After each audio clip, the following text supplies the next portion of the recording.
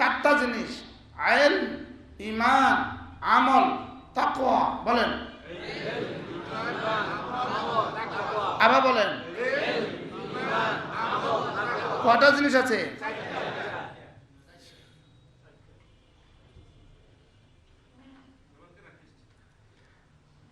ইলম, ঈমান, আমল, তাকওয়া। বলেন, কয়টা শিখছি আমরা? এটা আমি যেভাবে বলছি ধারাবাহিকতা রক্ষা করতে হবে।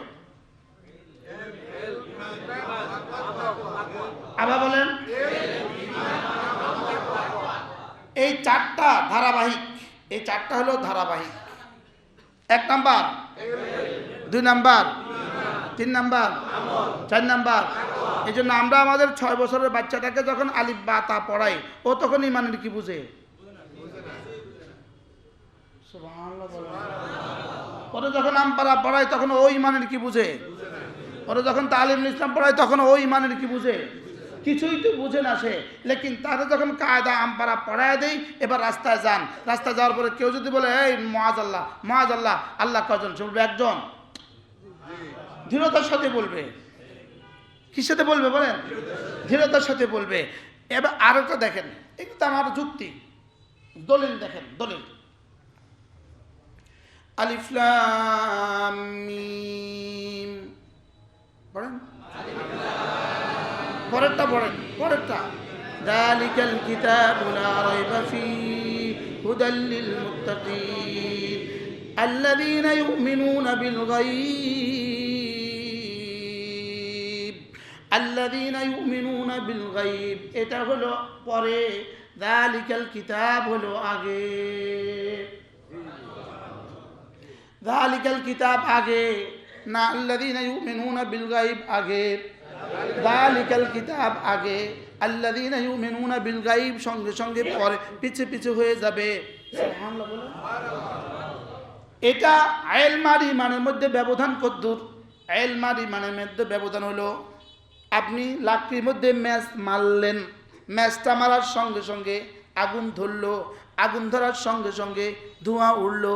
এই ধোঁয়ার আগুনের মধ্যে কোনটা আগে কোনটা পরে? আগুন আগে, ধোঁয়া পরে।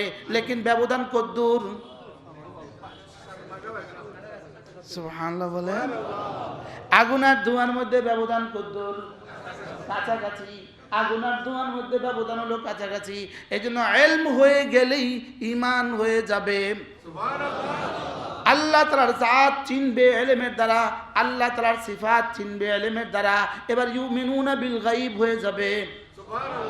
তাহলে ইলম আর ঈমানের মধ্যে গ্যাপটা কতদূর? কাছাকাছি মানে কতদূর? এটা কোনো গ্যাপ নাই। জুজে লা ইয়াতাজাজ্জা। এখন দেখেন, আমি সুইচটা দিলাম, এখানে বিদ্যুৎটা, লাইটটা জ্বললো। বলেন তো সুইচ দেওয়া আগে না লাইট জ্বলা আগে? এবার বলুন তো দেখি, এটার মধ্যে ব্যবধান কতদূর? কিন্তু আগে আর পরে কিন্তু বলতে হবে। আগে কোনটা, পরে কি? আগে হলো আল্লাহ তাআলার জাত জানা, আল্লাহ তাআলার সিফাত জানা। এজন্য আমাদের তাবলীগের বন্ধুরা যখন মাগরিব পরে বয়ান করে, শুধু আল্লাহর জাত ও সিফাতের বয়ান করে। আল্লাহর জাত ও সিফাতের মাধ্যমে আল্লাহর পরিচয় তুলে ধরে। এরপরে বলে ভাই নামাজ কি? নামাজ কখন বলেন? আগে কি বলে? আল্লাহকে চিনা। আগে আল্লাহর পরিচয় তুলে ধরে। আল্লাহর পরিচয় তুলে ধরার জন্য সর্বশ্রেষ্ঠ যে কিতাব, এই কিতাবটার নাম হলো কোরআন। সুবহানাল্লাহ। আল্লাহর পরিচয় তুলে ধরার জন্য এর চেয়ে দামি কোনো কিতাব আছে? এটা পুরোটাই তো আল্লাহর পরিচয়। পুরোটাই কি? আল্লাহর পরিচয়। আমার তো আর এখন সুযোগ হবে না আমার নির্দিষ্ট আলোচনা, নয়তো এখান থেকে আল্লাহর পরিচয় শুরু করতাম। কি বলেন? আল্লাহ তাআলার পরিচয় জানা, আল্লাহ তাআলার সিফাত জানা, এর জন্য পড়ার জন্য কোরআন। তাহলে কোরআন ছাড়া আল্লাহর সিফাত পূর্ণাঙ্গ জানবো কিভাবে? কোরআন ছাড়া আল্লাহ তাআলার পরিচয় আমি জানবো কিভাবে? আর উনি বললেন, আমার ইসমাইল আঙ্কেল বলল, আমি জানি, আমি সব পারি। কোরআন শরীফ পড়তে পারেন? না। আপনি কি পারেন? হ্যাঁ, আমি কি বুঝাতে পারছি আপনাকে? কারণ কি এরপরও সন্দেহ আছে? বলেন, 1 নম্বরে কি ইলম, 1 নম্বরে কি দুই নম্বরে কি?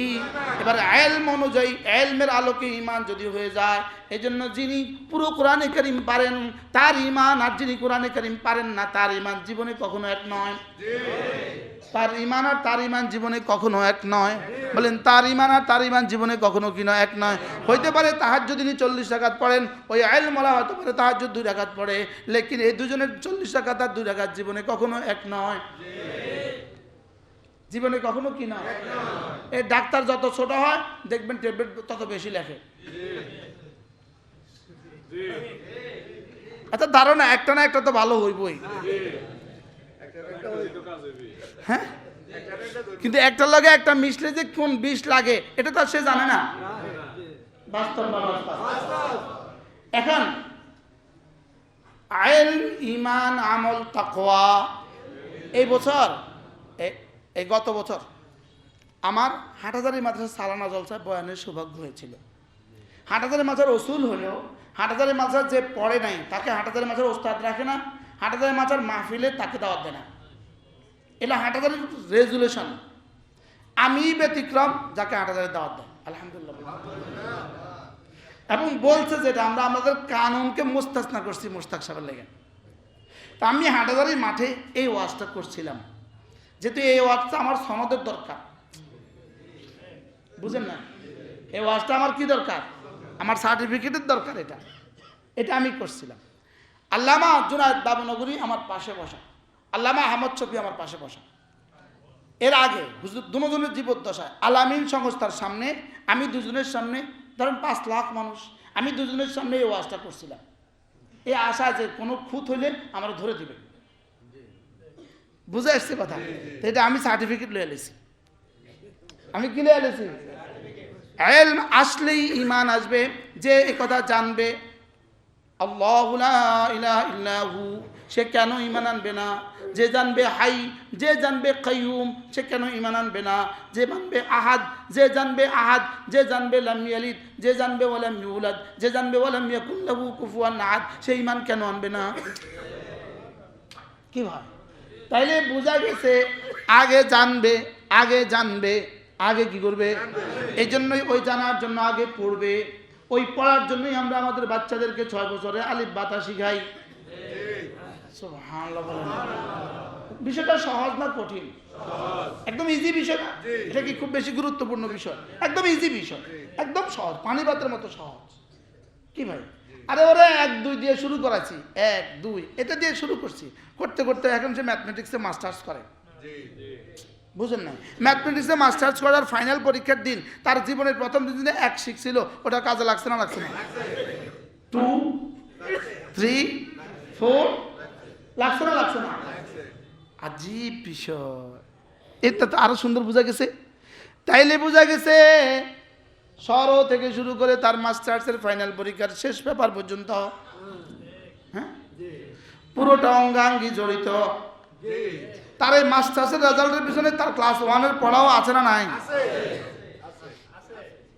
2-র পড়াও আছে না নাই? 3-র পড়াও আছে না নাই?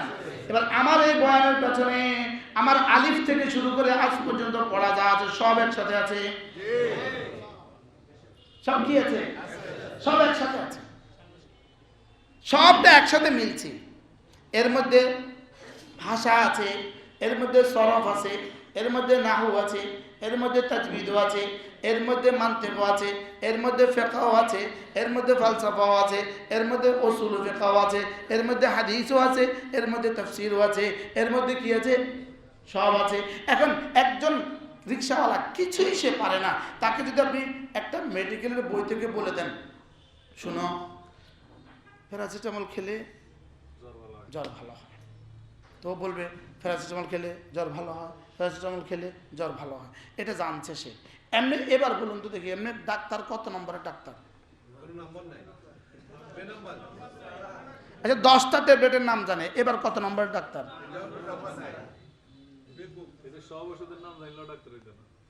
সব ওষুধের নাম জানা ডাক্তারের পক্ষেও সম্ভব না।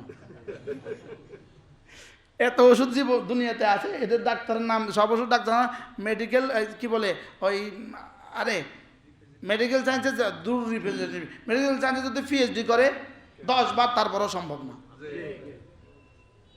এরকম বিশাল এক সাগর, এটা এক বিশাল কি বিশাল সাগর, এটা বিশাল এক সাগর।